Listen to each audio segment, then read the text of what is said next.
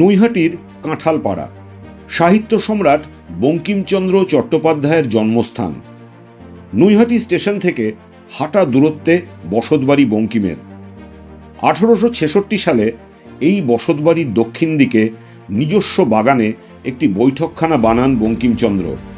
কালক্রমে এই বৈঠকখানাই হয়ে ওঠে বাংলার নবজাগরণের অন্যতম পীঠস্থান।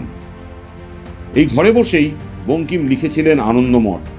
এই উপন্যাসেই বঙ্কিম বন্দে মাতরম গানটি লেখেন।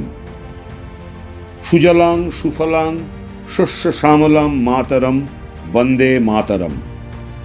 একটা বীজ মন্ত্র, একটা পরাধীন জাতি, একটা ঘুরে দাঁড়ানো, শরীরের শিরায় শিরায় শিহরণ জাগানো এক গান, শত সহস্র বিপ্লবীর কণ্ঠে উচ্চারিত, ব্রিটিশ রাজের মেরুদণ্ড দিয়ে হিমশীতল স্রোত বইয়ে দেওয়া সেই কালজয়ী মন্ত্র। এই বাড়িতেই তাঁর সৃষ্টি।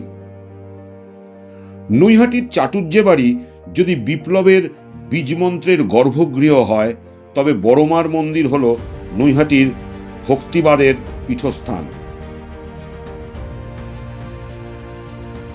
ধর্ম হোক যার যার, বড়মা সবার। লক্ষ লক্ষ মানুষের বিপদে আপদে বড়মার আশীর্বাদ নৈহাটির এক নতুন তীর্থস্থান। এ রাজ্যের অন্যতম প্রাচীন পুরসভাগুলোর মধ্যে নৈহাটি একটি। তবে শুধু ইতিহাস আর অতীতকেই আটকে ধরে নেই নৈহাটি। সময়ের সাথে সাথে তাল মিলিয়ে নিজেকে প্রতিদিন আধুনিক করছে হুগলি পাড়ের এই শহর। এই আধুনিকতার অন্যতম নিদর্শন নৈহাটির আন্তর্জাতিক মানের স্টেডিয়াম। বঙ্কিমের নাম থেকেই এই স্টেডিয়ামের নামকরণ হয়েছে বঙ্কিমাঞ্জলি স্টেডিয়াম।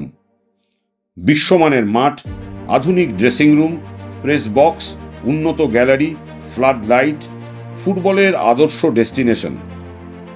এই স্টেডিয়ামেই রমরম করে চলছে এখন বিএসএল বা বেঙ্গল সুপার লিগের আসর বসেছে। নর্থ 24 পরগনা এফসির হোম গ্রাউন্ড এটাই।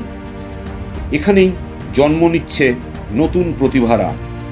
কুন্তল পাখিরা, তারক হেমব্রম, তন্ময় ঘোষের মতো প্লেয়াররা এখান থেকেই এখন বাংলা জয়ের স্বপ্ন দেখছেন।